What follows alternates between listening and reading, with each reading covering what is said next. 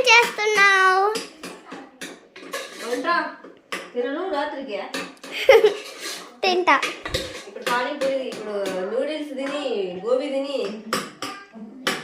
మళ్ళా అన్నం రాత్రికి.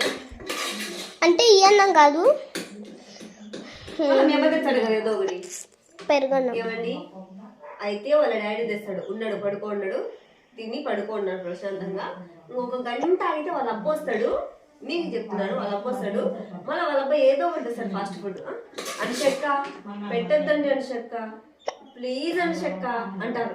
నాది ఏమని చెప్పండి, వాళ్ళు తెచ్చుకొని తినేటప్పుడు నాదేం లేదు కదా.